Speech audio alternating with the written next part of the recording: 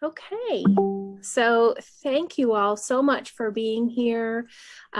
We've got a fantastic panel lined up for you today, and I just want to jump right in. So, to our panelists, can you please introduce yourselves and tell us about the organization that you represent?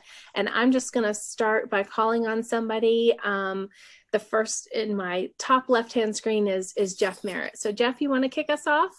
Yeah, thank you. I am a 1989 graduate of Appalachian with a degree in political science and a concentration in communications.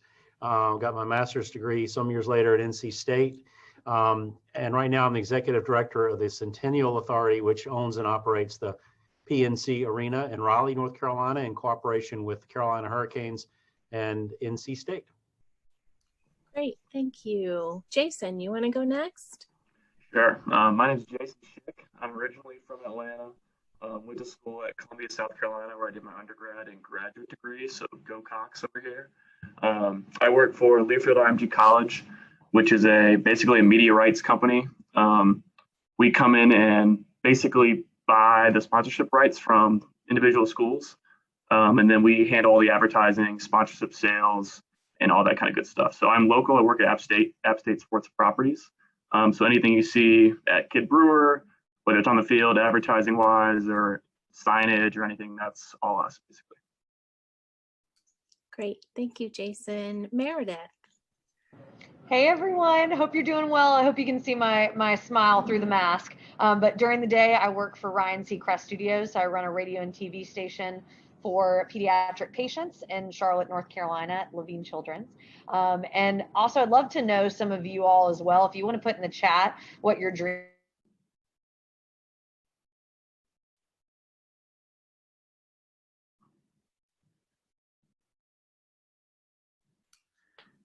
Okay, I don't know if it's me that's frozen or is it Meredith? I think it's Meredith. Okay. Yeah, hopefully she'll be back. Okay, so we'll bring her back in the loop. Hopefully when she gets unfrozen.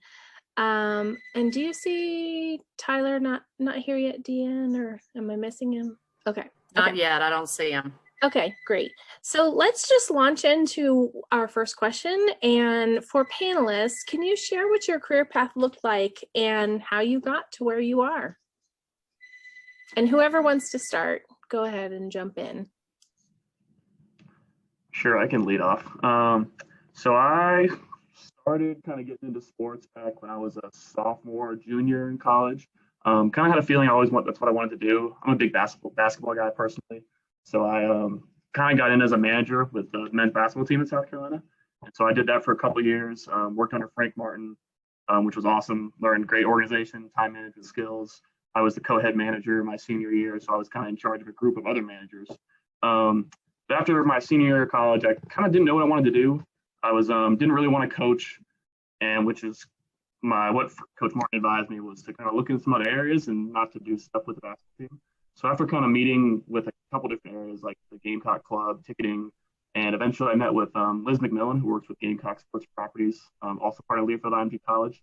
And so I really liked her. I kind of liked the idea of sports sponsorship and marketing and such. So while doing my grad degree, I was a property assistant with them, what we call it, basically. Interned with them for a year and a half, kind of saw how the company works and all that stuff and got some good hands-on experience.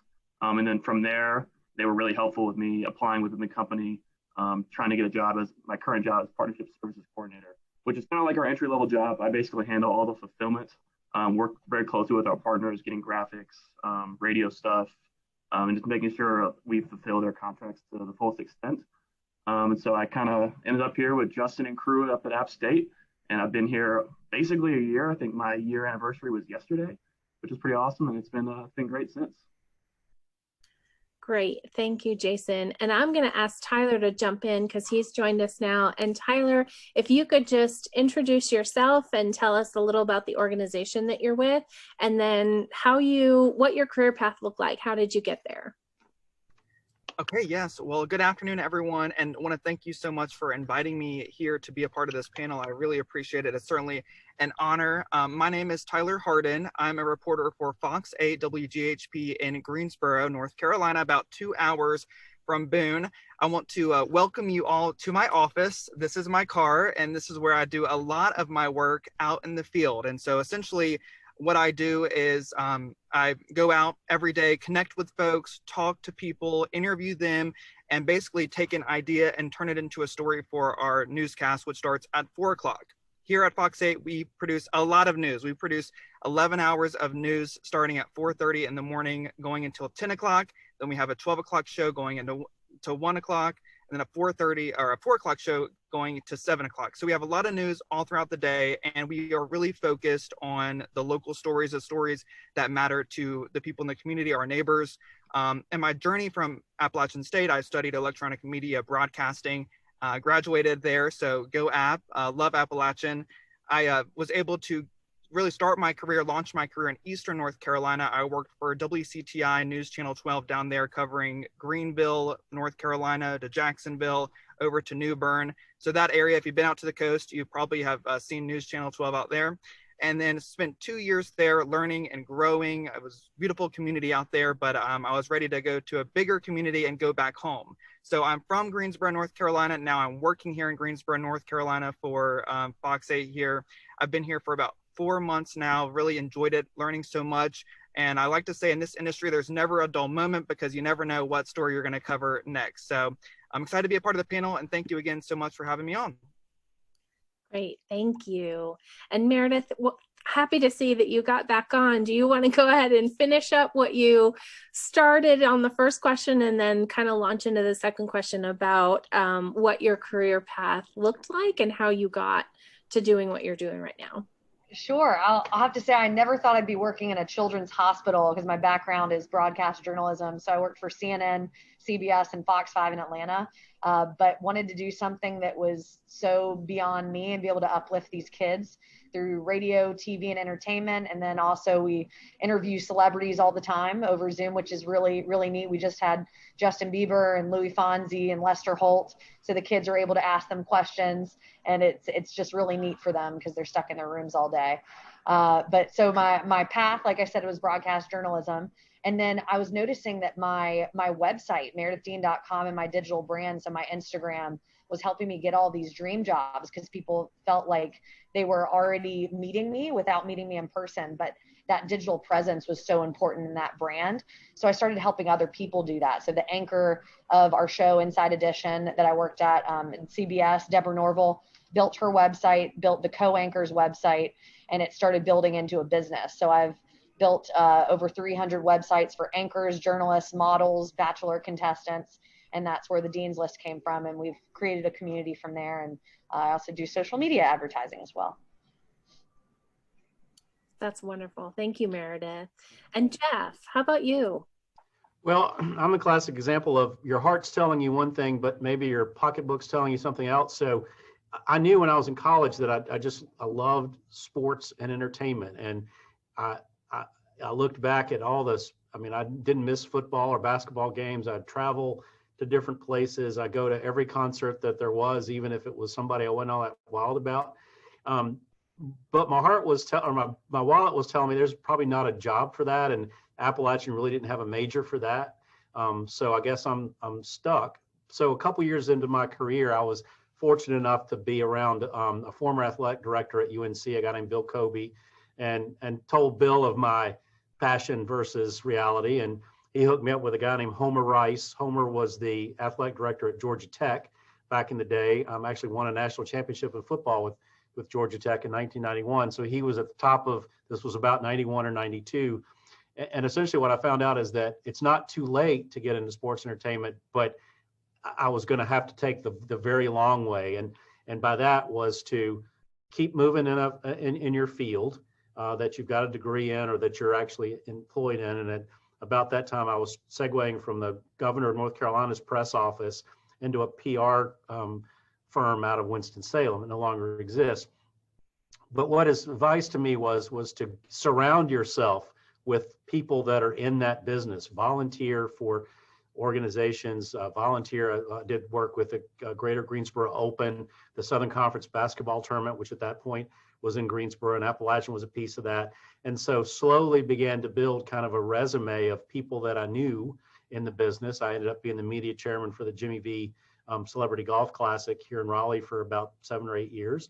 And then the job at the arena opened up in 10 years ago next week, actually, is when I started. And they were looking for somebody to not just help operate the building, the administrative pieces of that, but also the government relations skills, the people skills, the community relations skills that I had through my other career came into play. So that was a kind of a marriage, but I was, I'm 55 years old now, so I was 45 when I started here, and this is where I want to stay. But it took a long way to finally get into this business. But I'm happy to be here. I love it. It's a dream job. It's a little bit of a nightmare right now because I don't even think Tyler could be allowed to come to our hockey games. We had 63 people on opening night for the Carolina Hurricanes last week. That's tough to get around, but we'll get through it. Great. Thank you. So panelists, can you share with students who are interested in similar career paths, what are the skills and experiences that either your organization looks for in new grads or that you possess that you think, kind of helped pave the way for you towards this career? Let me jump in because that's sort of a top of mind thing right now. One thing is be open and humble about just do anything. A lot of employers they won't say this, but they're looking for chemistry. They're looking to see if you fit into their organization. And by that, I mean, are you going to be out the door at 5 o'clock on Friday, regardless of what's going on? Are you going to be whining? Are you going to be just looking at the job description and nothing else?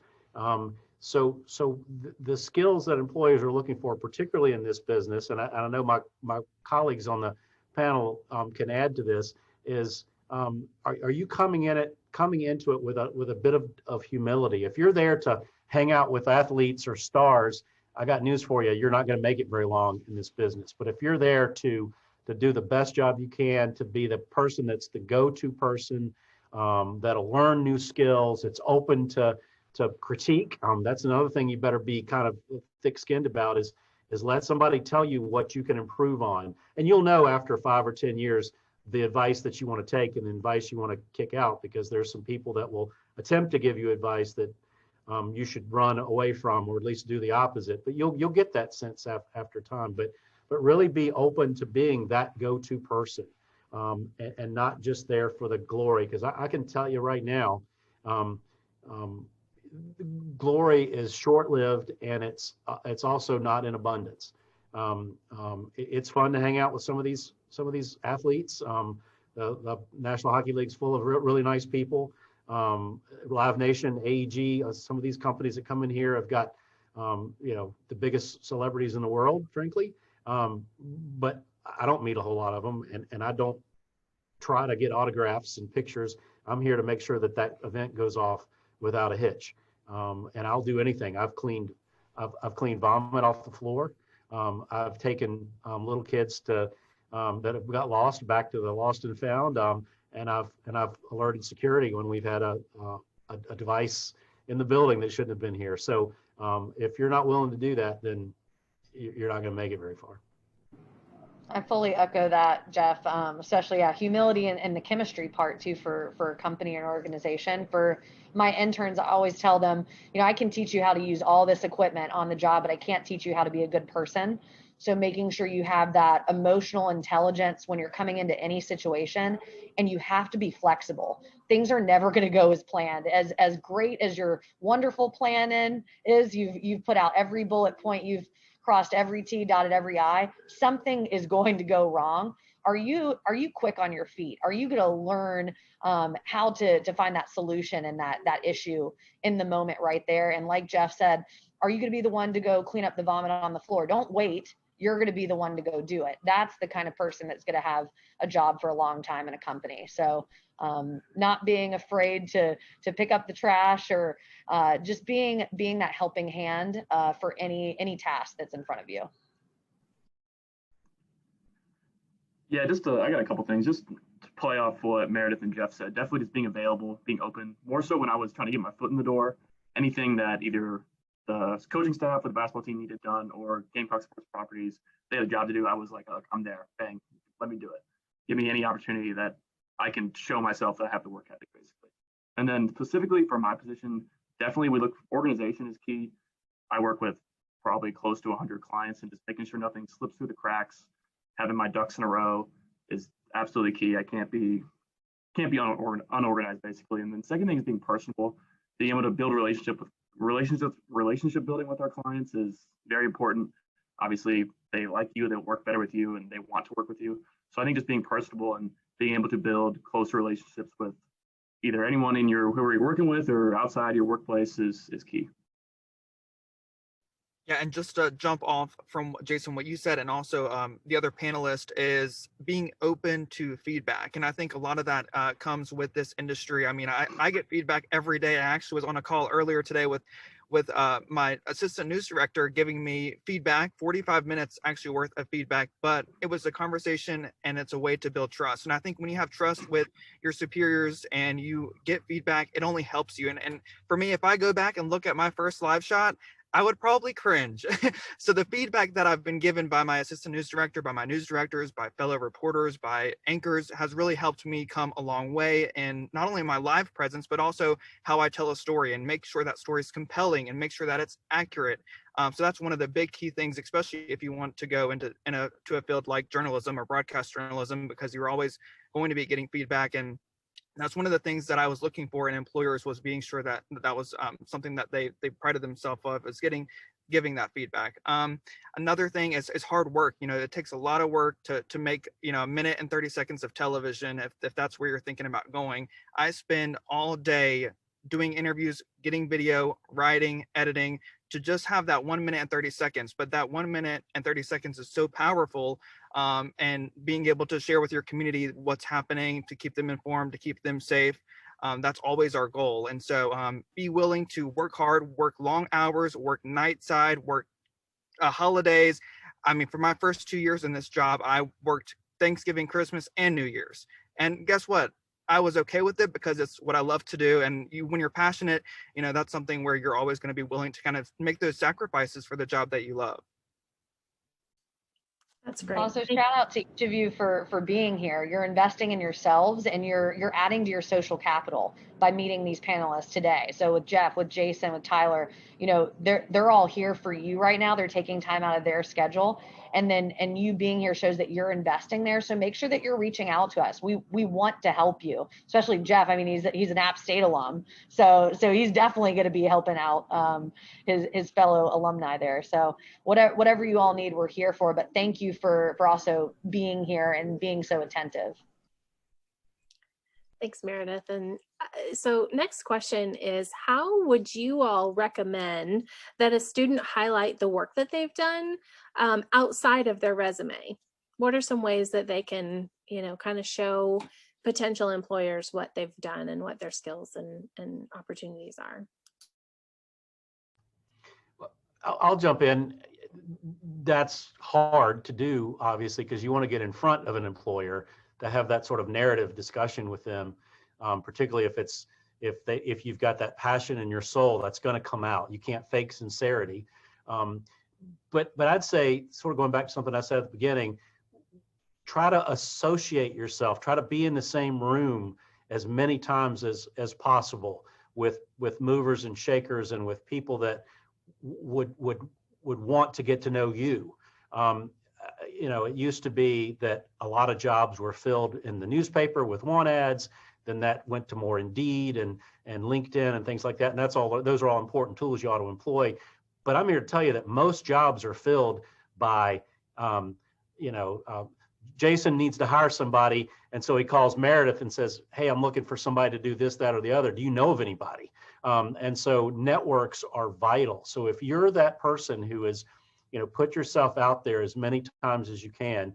And this will really date me, but you used to have these things called Rolodexes, and they were literally little things that were on your desk that you put business cards in or wrote on these little index cards. Well, now you can do it electronically, of course, but the bigger your Rolodex is, the more likely it is that one of these days, Meredith, Tyler, or Jason are going to call you to say that one of their colleagues who you worked with on the, and it could be as simple as you were on the, Rotary Club, or you were a volunteer for an MS Heart Walk, or something like that. The more community activities you do, and I'd say tailor those with your passion. If you like animals, volunteer with the ASPCA. Again, always put your heart at the center of everything, and you'll really be surprised how your heart leads you and your career development by, again, like we said, being that person that's friendly, smiling, there, not complaining, et cetera. That's just going to go. That's better than any LinkedIn, Zoom call, anything that you're going to ever do. Great. Thank you. And I'll jump off on that. I totally agree with everything Jeff said. And what we've noticed during COVID, obviously, is you don't have the chance to go to networking events, to meet new people. So it is going to be all virtual. So for me, with our digital branding services, with Dean's List, I can't stress enough the importance of your online presence with your own personal website, your online portfolio. I know some of you have probably been working on them, and I'll just go ahead and I'll even share my screen here and quickly show. So with my own online portfolio, let's see if I'm able to do it. Show all windows. So here's mine. This is what's gotten all of my jobs. It allows an employer to quickly get to know you. And this looks, way better than just a black and white sheet of paper that is a resume. I mean, really getting to know someone's personality a little bit more if you can't meet them in person. So always going for, creating a quick website on Wix, Squarespace, Weebly. I mean, it's free. Y'all can do it. And then with my interns, I'm checking everyone's Instagram as they're on the phone with me. So, I mean, if I see something that's off, if I see you taking shots at a bar, especially during a pandemic, and my kids could see that.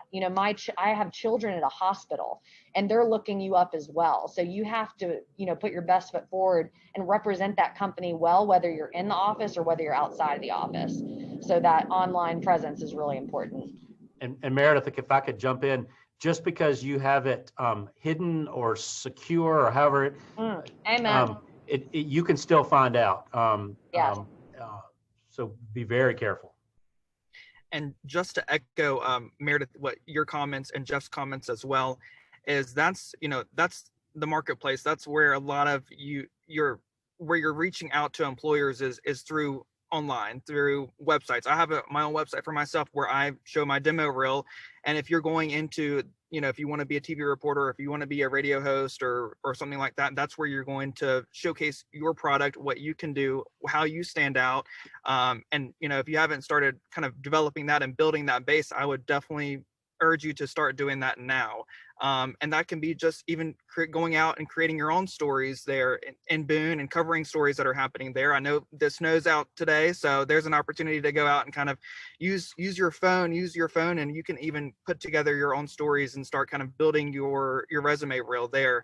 So I definitely echo that. That's the most important thing. And obviously through social media, making sure your social media is professional. You are going into an industry that you are a lot of times, kind of in the public sphere, and you want to make sure that all of your social media is professional and you're putting on kind of your best face forward, especially when you're looking at, getting employed and also, staying employed as well. Great. Thank you. So Meredith and Jeff, you both alluded to this a little bit, but how have you seen your work change during COVID? I can lead off this one. So our business has certainly changed incredibly since March of last year. This whole past year is more about revenue retention more than revenue generating, if anything. With all of our contracts we have with our clients, they're signed and expected full capacity at games, games being played, all that kind of stuff. So this whole year has been focused on basically just doing make goods with our partners to deliver that full value to them. Mainly focused on digital, social aspects, a lot of radio, because most of our in-venue signage, in-venue promotions, all that kind of stuff just doesn't hold this hasn't held the same value that it has in past year, because we had 7% of fans in the stadium of Kid Brewer for 4 games a season. That's like, it's a huge drop in what our normal revenue is. So our whole year has just been based on keeping our clients on, making sure we deliver their full value in other ways than just the normal what their contract says. Yeah, and I'll say that we, at first we were just trying to patch all the leaks in the boat. We shut down on March 13th last year. And you plan your budgets, you plan for some catastrophic event to happen sometime. A hurricane rips your roof off, or there's a strike in the NHL and you miss your season. No one saw a year plus of shutdown coming, or 7% of Kid Brewer, any of that stuff. And so the first part was just to try to keep the ship afloat. The second part, as Jason alluded to, is we have a lot of partners in this. NC State and the Carolina Hurricanes are a piece of it, but PNC Bank pays us $4 million a year to put their name on the building. And so they were looking for make good. So if you're a little inside baseball here, if you're watching the Carolina Hurricanes, and I hope you will, because we are really good, they have a PNC logo on their helmet this year. Well, that's a make good, because they have about $800,000 in suite rights and some other amenities that go with game nights and concerts that they can't get, obviously.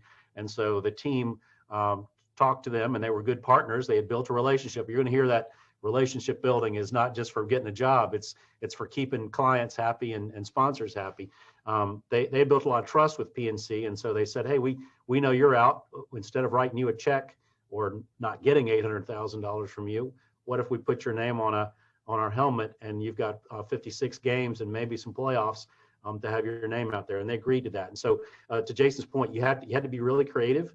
There's a lot of really creative people here. They also really stepped up their social media branding. The Hurricanes, I think, were one of the best in professional sports, frankly, in monetizing and getting attention for their social media platforms. The jerks deal from last year, you may remember that. We're a bunch of jerks. That was amazing. Those were smart people that came up with that, and we made $30,000 in T-shirts alone for that. So the pandemic has also made you be just as creative in taking what you've got, which is nobody coming in, but still a brand. Still, we're playing basketball and we're still playing hockey. How do you make the best of that? And it's still ongoing. We thought we'd be out of it by now, but clearly we're not. And just to follow up with Jeff, obviously within the TV world and the radio world, I know that people are tuning into TV and trying to get their news local more than ever before because of the vaccine rollout and COVID testing. And so we, obviously have an important role in delivering that accurate information to our viewers and to our neighbors. And so for us, it's, every time that we go out, we take all the safety precautions as far as, wearing masks. We keep 6-foot distance. We've completely adjusted how we interview folks. So normally we would, kind of be in people's faces, and now we have that distance. We have mics on a stand now that we use to keep that distance. We've been doing a lot more things like this, Zoom interviews, talking to people, without even seeing them face to face. And we just continually evolve and adjust in the ways to keep, ourselves safe, keep our viewers safe, keep our interviewees safe. And people are, going to social media. We're putting things out on social media, on Facebook and on Twitter and on Instagram to try to reach people as well, even the younger folks, to get information to them. So it's really completely turned this industry upside down, and how we, honestly ingest information and get stories. And, we're just kind of making it day by day to kind of keep everyone safe. And that's really, really how it's really honestly a day by day type thing right now.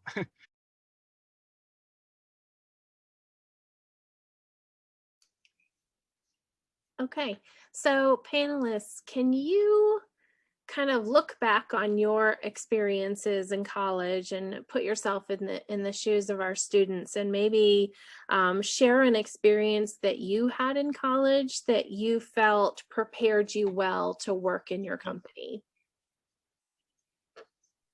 I love this one. I graduated about 7 years ago from University of Georgia.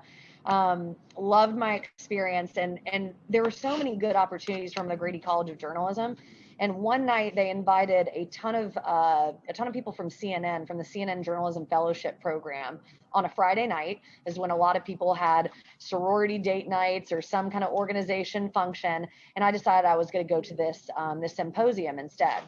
So I showed up. I was one of two students, y'all. And there were anchors from Moldova. There was the only woman still working with Ted Turner. I mean, there were all of these incredible people. And because instead of me going to the sorority date night, which all my friends went to, I ended up getting an internship from that opportunity because I stood up and talked about why journalism meant a lot to me. They asked me to come to their reception afterwards at the Hotel Indigo, spoke in French to one of the Belgian journalists. And then the woman who I found out is the VP of Protocol Affairs for CNN said, "You let me know when you want that internship. You got it anytime you want." And it's that one moment that could change everything for you. And that's what kind of launched the career in news. Another thing is I was working the Peabody Awards when I was a senior in college. Does anyone know what the Peabody Awards are? Raise your hand if you do. Oh, way to go, Dylan. Way to go. So it's the oldest award in electronic media. So say, back in the day, Jon Stewart was there. Jon Stewart had a really good segment from Daily Show. So he was awarded Peabody. So I was working in production in the back. Like Jeff had said, I wasn't there just to meet celebrities or anything. I wanted to learn as much as I could and be in New York City. So the dean of my journalism college was sitting with Deborah Norville, and she said she was looking for an executive assistant. And he said, "I got someone for you. Here's her website. Check it out during the break."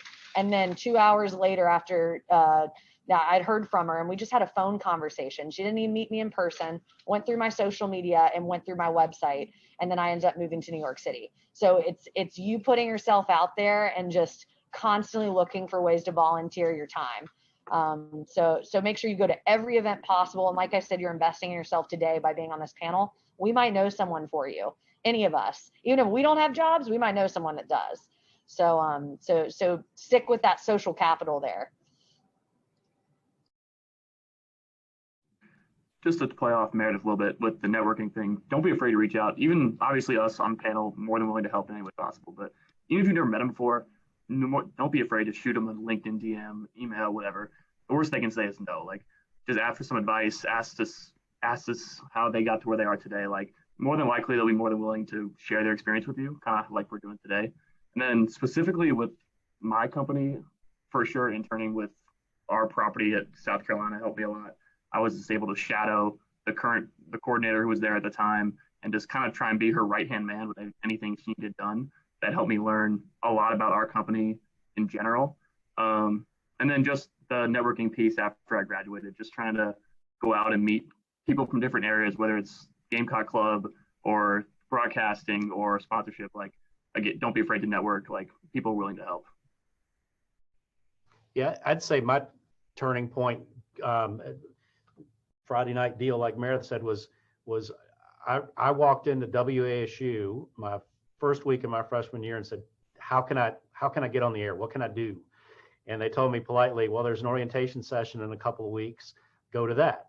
And so had I not jumped onto the radio station and again did all those little things, the Saturday night shifts that nobody wanted, covering the men's game against Converse, whatever little college. That's the stuff that got me not just noticed, but got me a resume and got me experience. And so when it was finally time to be in front of employers, I won't bore you with the long story, but my first job, I found out later, it was down between me and a Moorhead scholar from Carolina. And I'm here to tell you that guy's one semester of his GPA was better than all of mine added up. Let's put it that way. So I should have lost out to this guy. No way I should have gotten this job. But the reason I got it over him was that, and I found out this months later, he had gotten a 4.0 at UNC and had gone to Oxford, but not one other extracurricular activity, not a job, not a radio station, not a fraternity, not a service club, nothing. And yet I had written for the Appalachian. I had done all this WASU work. And so my boss, who I didn't know was going to be my boss during my interview, thought to himself, I can teach this kid anything. And he thinks on his feet and he's not afraid to talk to people. And that's what got me the job over somebody with a much more, at least black and white resume than I did. So thank God I had walked into WSU Studios when I did and stuck with it for 4 years. Because without that one decision, and frankly, the university was very open to students get to experiment with things like that. And so if you've got those opportunities at Appalachian, which I know you do, take advantage of them. Doesn't have to be WSU. It doesn't have to be the Appalachian newspaper. It can be anything. Just build that brand, build that resume, and build that confidence that you're going to need when you do get out. And I would say another thing is, you hear there's no growth in the comfort zone, and that is so true in this industry. You always kind of have to take that leap of faith. And that's, one thing that I did, with me is reaching out when I was even younger with the local stations and the local news directors and the local anchors and say, hey, this is a business that I'm passionate about. I'm a news junkie and I will spend hours watching the news and think nothing of it. But it's just because I have that passion. I know many of you have, the passions for the specific fields that you want to go into. And so you just got to kind of put that passion on display for the folks who have been in the industry. So feel free to reach out to people, maybe even in your hometown where you're interested in maybe starting an internship. And I know COVID's, thrown a wrench into a lot of things, but maybe there's something that they could do, virtual internships or something like that. For me, when I was a freshman at Appalachian, I actually entered a news contest with Fox News. And so, spent hours and hours and hours putting together a short little news piece, submitted that, and got a call about 2 months later saying that I won the contest. And that was kind of my launching pad to start an internship there at Fox News in New York City, along with, anchors who've been there for years and decades. And I've learned ever since then, and just taken every single moment from those people who've been in the industry to kind of soak that up and learn from them and create kind of my own style. But always remember, the importance is to get the information right and to make sure that you're not wasting the viewer's time, especially if you want to go into radio or television. But those are some key points that you should always know. But create your own style and show off what makes you so unique to these employers out there, and just ask and say, hey, I know COVID's obviously, kind of messing things up right now, but what can I do to help you? And what can I do to do an internship, whether that's remotely? You just got to take that leap of faith. And I think Meredith said it earlier, and there's a reason why I put my email and she's put hers. Cold calling is a tough thing, particularly calling somebody you think is a super professional or somebody that you want to learn from. But if that person is rude to you or hangs up the phone on you, you didn't need their advice anyway. You're better off without them. And that's 1 out of 10 calls you're going to get that slam the phone down or don't bother me, kid. But the other 9 times, whether it's somebody that went to the same school you did or just somebody, it's actually flattering. I mean, as adults, we have an ego too. And so when somebody calls and wants my opinion about something, I may not be able to call you right back or even take the call at that time. But somebody took that call from me 35 years ago or 20 years ago or 15 years ago and helped me to advance. So I know I have an obligation, and it's just a passion to want to help people. So do not be afraid of reaching out and be patient. I'm not going to be able to call you back this afternoon, I guarantee it, but it will happen. And I don't know any of my fellow panelists, but we wouldn't have done this if we weren't eager to want to help you, or at least advance your knowledge base that all of us collectively have gotten by being out of school. Great, thank you. So I have one more question, but I want to save it to the end as something to close out with. So at this point, I want to open it up to all of you to ask questions of our panelists. You can either actually, if you just want to put an X in the box, if you'd like to speak your question, or you can just type your question in the box, and that way we're not speaking over each other. So if you've got a question, now's the time. Let me know. Brenna, go ahead. This is actually a question for Meredith. So with the Dean's List, I'm personally interested. One of the things I'm considering is going into digital brand marketing with specializing in graphic design. And I noticed that you're working with Seacrest Studios, but also you have the Dean's List. So I was sort of wondering how you sort of balance those two, and maybe some advice that you have with starting your own business. I love that question, Brenna. I'm excited for you. You're in a great field to go into right now because everyone needs you and needs your skills. So balancing, we can all say this, every single panelist on here, there's no such thing as perfect balance. It's just kind of what works for you. I obviously have my 9 to 5 and my 5 to 9. I also don't have a husband, I don't have a plant, and I don't have a dog. So I'm able to balance things there, and I don't have any kids. So that helps a lot. But at the same time, I love everything I do, so it doesn't feel like work. I am so happy day in, day out, and I have that energy, and I wake up in the morning and I'm like, I'm ready to go to work. This is great. So if you're passionate about it, things will be just fine. Also, if you're planning on starting a business, which I really hope you do, we need more female-owned businesses. As a minority business owner, there's a ton of different things that you can apply for seed money. You know, people will invest in you. So I'm a plan A, B, C, and D person. That's why I love having my day job and having Dean's List, because if one goes down, I still got the other one. So I am all about having both of those incomes. That's really helpful. And I really needed it when I lived in a closet in New York City with rats and cockroaches. So that definitely helped me survive, having that extra income too. So I would say just stick with it. Entrepreneurship too it's not glamorous whatsoever, but it is so worth it. And it is amazing to see where you'll grow. So make sure you're up to date on every kind of program. You need to know Adobe inside and out, from Lightroom to Photoshop to Dreamweaver. And it's so easy to learn all of these now with these online courses, and just of course going on YouTube. But just make sure that all of your skills are sharpened and that you are a Jill of all trades. You need to know it all if you're going to get a job now. I mean, Tyler might be able to speak, from an MMJ perspective, but you have to know how to shoot, write, edit, report, and be on air by 5 o'clock or whatever time. So you have to have all those skills. But if you're from App State, they are preparing you very, very well. You are going to be just fine, my sweet. Thank you, Meredith. Sterling. Yeah. I have a pretty questionable Twitter account. I write dumb jokes, anything that pops into my head. Sometimes I tweet it out. Before I do anything drastic with it, how important is a social media presence, in your opinion?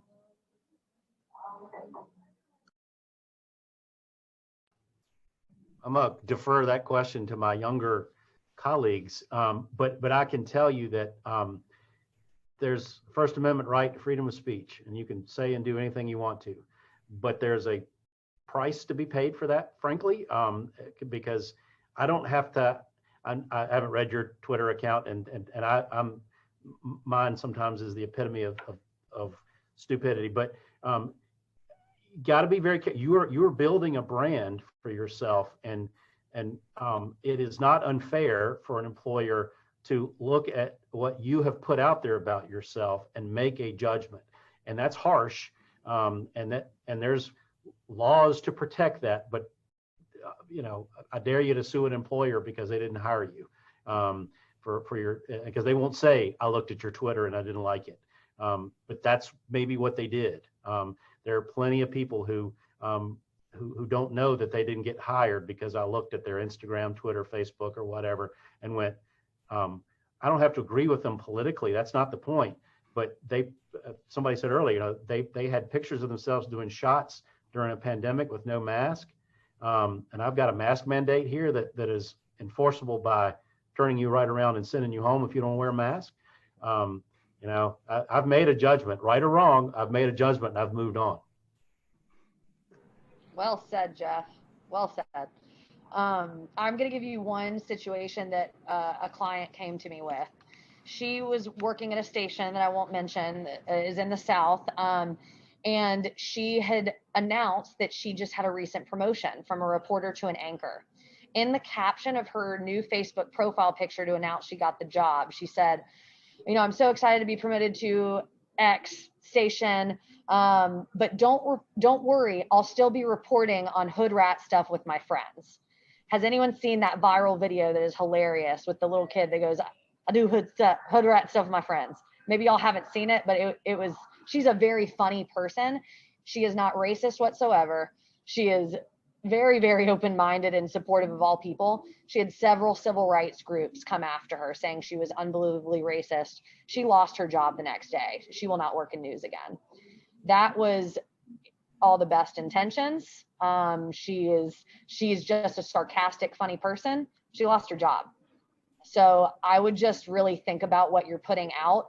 My rule is WWMD. What would Marty do, who is my 90-year-old grandmother? And she's very open-minded, but if she can't see it, I probably shouldn't be putting it out there. So I kind of follow that rule, and people are more sensitive than ever now. We got all the Facebook warriors, and people have a right to be sensitive in a lot of ways too. So just be careful what you're putting out there. You need to be very proud of it. And if you get that weird gut feeling where you go, should I put this out? I don't know if I feel okay about it. Don't put it out there. You should only feel really good about the stuff you put out. I've had a rule for a long time, Meredith, that I don't want to put anything out there that I don't want read back to me in a court of law. Amen. Amen. Yeah. Agreed. You got to think twice. It's probably not a great idea. I love Twitter personally. It's hilarious.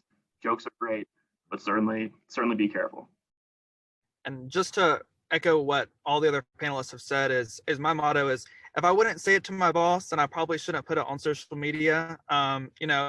Just to put it in that perspective. So I think social media is really extremely important. I think what you put out there is extremely important. And, I just would be very, very cautious about taking any risk in that avenue. Thank you. Philip. Awesome. Well, thank you all panelists for being here. This is probably a question that will take longer for you to answer, and it's kind of putting you on the spot a little bit, but I would love to know what y'all are proud of in your careers, like something that brings you a sense of pride that you accomplished, or just a portion of your career that you look back on and you're like, man, I'm proud of myself for getting through that or accomplishing that or whatever. Again, that's putting you on the spot, but if that needs to be saved so toward the end, Jennifer, totally understand, but yeah. I can hit that real quick. Certainly proud of how I got to where I am today with Learfield and all that stuff, but specifically as a basketball manager, that job was tough. Like, I didn't get paid. I didn't get any. I got some financial aid like my senior year. It was just so much time working practices every day, 4 to 5 hours, road trips, all that kind of stuff. I really think that kind of made me into what I consider myself a hardworking person I am today. So just getting through those 2 years, and which was really truly a grind with some of people who became my best friends for a long time, was awesome. I'd say, I'm proud that I listened to honest critics, and I sulked about it, sure. And the younger I was, the more I sulked about it, because I thought you get a degree, you're the smartest person and you should be the CEO overnight. And then you find out that's not really true. I'm also proud that I accepted mentors. I got mentors that were different than I was, had a different perspective, maybe said some things to me that I didn't like hearing at the time. Some advice I listened to, some advice I didn't. But the fact that you put yourself out there, that I put myself out there and was willing to change. I will tell you one just quick example. I had he's still a close friend of mine, but he was a boss and a mentor. And he looked at me one day and he said, "You're the worst writer I've ever seen. And you want to write for a living." And the reason he said that is because I still wrote like a college professor, 3,000 words, 18 pages, whatever it was. So you belabor a point. And he said, that's not how business writing goes. And I was at that time being considered to be the speechwriter for the governor of North Carolina, a job I ended up getting. But thank God he told me that, and he gave me some examples of pithy, well-known authors and writers to actually learn from. Thank God I didn't just go, well, what do you know? And move on, because I would not have gotten that job with the speechwriter, which then, everything's a domino. I'm telling you, you just because you push something over in 1989 doesn't mean it doesn't affect you in 2019 or 21. It absolutely will. Thank you. Tyler. Yes, and so for me, as far as do you mind repeating the question one more time? I'm sorry. Sorry, Yeah. Tyler. I was actually calling on someone who had a question. Tyler. Oh, okay. Okay, Sorry, gotcha. Tyler. I didn't mean to put you on the spot. No worries. Tyler Shore, did you have a question? No, I didn't have a question. Okay, all right. Sanye, how do you say your name? It's Sunny. Sanye, go ahead. So I wanted to know basically like for the application process and even getting your foot in the door, when you're looking for a contact to be sending an application to, if maybe you have like a company in mind or a place you want to go, who's the appropriate person to reach out to in those situations, or like what type of position should we look for people that won't be like bothered by us contacting them, will actually want to help? So I think one of the best places to start is with LinkedIn. So you can even get LinkedIn Premium for 30 days for free. So when you're really in that search, I would recommend getting that. I always would look for the person that was in that dream position that you want. And maybe even they already had it and they're working somewhere else, because then they can really be honest about their feedback for you if they already had the job and they're not there anymore. So be sure to look up people in that company on LinkedIn in the search bar. And then just say that you want to schedule an informational interview with them for 20 minutes. The worst thing that can happen is they don't respond. There's nothing wrong with not hearing back, because people are very busy. A lot of people ask about what's the follow-up time. I'd recommend a month later. Some people say 2 weeks later, but even then you don't want to be annoying either. So I would say a month later, and if they don't respond, then don't bother with them, but reach out to the person that is in that company. Another thing you can do is reach out to someone who's in HR as well from that company and see if you can do an informational interview there, because they might even know of other jobs that are within that company that you didn't know about previously that they might be hiring for. So LinkedIn might be your best bet. And with the internet, and if you, let's say you find that name, and I'm going to use you as an example, Meredith, here, because I don't even know you. Maybe before you reach out, do some research and find out if there's any connectivity that you have. And it could be something as simple as, she said she went to University of Georgia. Well, maybe you have some connection to Athens or UGA. So when you're emailing or whatever that first entry into trying to get them, maybe you can say, hey, we're from the same hometown, or my dad went to UGA, or my mom is whatever. I mean, it's silly, but you'll be surprised if you do a deep dive on people, you can find personal information about them or professional information. Maybe they have triplets or something that can get a conversation started. I mean, I know that sounds kind of trivial on the surface, but making a personal connection, and I've seen it, and I've seen how it works in sports. If somebody has a personal connection with the team, then they are likely to buy a whole lot of souvenirs and season tickets from them. And I think the same holds true for your brand when you're, again, trying to make that initial step, is have something that they can look at that resonates with them. And I think a important reminder is when you do get the 20-minute informational interview, or you get interviewed for a job, always thank the person for their time, thank the person for their opportunity. I know when I was interviewing for different jobs, I would always handwrite a thank you note to the person that interviewed me, and then also to the person that was kind of above them too, and just saying, hey, thank you for this opportunity to take your time and to hear more about how I can be an asset to your company and to your station. So remember to always thank the person, because the time is certainly valuable, and when you get to kind of share your sales pitch and why you are so unique and great for the job, you want to be sure to be grateful for that opportunity. Yeah, definitely reiterating the thank you notes. The email is great, handwritten note even better. People remember that. And then LinkedIn is great for contacts as well. That's the best way to go, I think, for the most part. But also a lot of companies, athletic departments, pro teams have directories. Like, you can just look up their staff directory and you can find my name. I'm sure you can find Jeff's, and just shoot them an email. Like, there are a couple different ways to go about tracking people down. So don't forget directories as well. Also, I'd really recommend, don't be afraid to go outside the box when it comes to applying for certain jobs. I know of one woman who applied for Universal Music Group, and she wrote her cover letter in the form of lyrics that was one of those artists from Universal Music Group. Definitely got the job immediately. One of the women who's, I think she's in the C-suite for Airbnb now, she created an Airbnb listing that was about her personality and her accomplishments. created that website out of nowhere. And of course that got Airbnb's attention, and now she's there.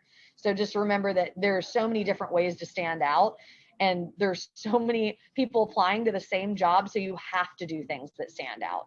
So just go above and beyond and you'll be set. The best one I ever heard, Meredith, was a friend of mine applied for a job with the Orlando Magic, and he put his resume on a basketball and sent that to the general manager. Oh my gosh. Yeah. Jeff, I'm gonna have to use that as an example. Yeah, no, that's a Mount Rushmore of cleverness in my experience anyway. Great. So I've got time for maybe one or two quick questions if they're quick. Thomas is next. Oh, yeah. So I have a question for Mr. Harden and Mr. Schick. What were the extracurricular activities you were involved in, and what did you minor in? Extracurricular wise, I didn't do too much. I was in a fraternity throughout my time. As I kind of got older, I definitely phased out of that, and most of my time was taken up by basketball. Basketball and marketing, essentially. I was the marketing intern as well. So that was kind of where I spent most of my time. And then my major was marketing and management. I had a minor in Spanish, and my graduate degree was sport and entertainment. Okay, so I majored in electronic media broadcasting. I minored in media studies, those were great courses. So definitely look into those if you have a few more options. I was involved in student government, and I was involved at App State student government for my freshman year, my first year, my sophomore year, my junior year, and my senior year. I was involved in the Association of Student Governments, which is the association for the entire state. All the student body presidents and delegates meet. I was the student body president for the entire UNC system my senior year. So if you're familiar, if you've heard of the Board of Governors, I was sitting there right there as a student voice my senior year. So it was really an honor to represent App State in that capacity. I was involved in App TV as well, and kind of launching that, getting that off the ground there my first few years at App State, and was involved in the National Broadcasting Society. So kind of a full plate, but enjoyed every second of it. Don't have any regrets. Great, thank you. Just one thing, sorry. Extracurriculars in general certainly look good. Like, as long as you have the time, definitely get involved as many places as possible. Like, that always looks good to employers, see multifaceted and such. Thank you. Thank you. Dylan. Thank you. Just a quick question for people who are in the business of hiring, when hiring's done. How important are cover letters today? You hear people in both camps saying, a cover letter is going to tell employers who you are. Other people say, it's another piece of paper that's going to get thrown into the waste bin, and maybe you're going to get looked over because, the hiring manager doesn't want to read another bit of information. What camps does everyone fall in, I guess? My opinion is it can't hurt. Maybe they look at it, maybe they don't. But if it's optional, I think most applications say they're optional, I think, at this point. Maybe some are required, but it can't hurt. Like what I had like a template essentially for my cover letter, and I just would update it for different jobs I was applying for. So definitely, I think throw it in there. It can't hurt. It doesn't take that long. Maybe they look at it, maybe they don't, but it could make a difference. And I agree totally. But before you send that cover letter, proofread it so hard that you're sick of it, because you need to make. You'd be surprised at how many cover letters I get that say, "Dear Mrs. Merritt, I got news for you." So make sure you've got the name spelled right, their title, all that good stuff. And I would say, I think cover letters, anything you can give, to a potential employer is extremely important. So I would say go for the cover letter. Even for this job, I grew up in Greensboro, and so I knew a lot of the anchors and the reporters already, and had pictures from when I was younger with them. And I was a Van's weather kid. If you know Van Denton, he's the meteorologist here in the Triad, and is really well respected. And he, brings on kids who are like 8, 9, 10. Pre-pandemic, but he would bring kids on to do the weather report. And so I was one of those kids. And so in my cover letter, I was, telling the news director, I said, hey, I have a long history with Fox 8 already, and included pictures in my cover letter. And it's just something that makes you really stand out to that potential employer. So any way you can kind of, think outside of the box, even with the cover letter, I would say definitely try it. Perfect. Thank you, everybody. I want to be mindful of everyone's time. I know you've all got things to do, and I don't want to take up too much of our panelists' time either, but just want to round out with one last question. And before I ask it, just say thank you, thank you, thank you to everyone for being a part of this panel today. I hope you've enjoyed it. I know we have certainly enjoyed our 4 panelists, and we are so grateful for your time. Last question. What are some final suggestions or words of wisdom that you would tell our students who likely are feeling like they've done all the things that they need to do, but still feel unsure about finding the right job? What advice would you give them? Relax. You're going to be fine. I basically threw away my last semester of my senior year, scared to death I wasn't going to get a job and that I was going to disappoint my parents and blah, blah, blah. I maybe could extend that to the whole senior year. Don't do that. Relax. Keep a constant drumbeat. Keep at it. Write letters, send emails, research, do all that stuff, but relax, enjoy yourself. Pandemics are going to pass. None of us have been through this. Our grandparents didn't go through this. This will pass. Recessions, hiring freezes, they all will pass. And you will be fine. You may not land exactly where you want to, exactly when you want to, and I can almost guarantee you won't. But you could land just in a better place, in a better job, with a better future than you can ever even imagine. So please don't lose any sleep over this. You're going to be fine. And I would definitely mention to enjoy the process. It might seem really daunting and scary, but enjoy it. Each interview, you might take something away from that. I definitely took away a lot from every interview that I did. And if I didn't get the job, I didn't look at it as a failure. I looked at it as, hey, that might be a potential employer down the road. So I would always remember to be grateful and thankful for those opportunities to interview as well. And just enjoy the process and enjoy your time, and enjoy the rest of the time that you have at App State too, because, I miss going up the mountain and miss skiing so much, but I try to make it up the mountain as much as I can now. Yeah, just reiterate, just don't get discouraged. I can't tell you how many applications I sent out I thought I was qualified for and heard nothing. Like, keep on keeping on, do your thing. And keep going. Network is key.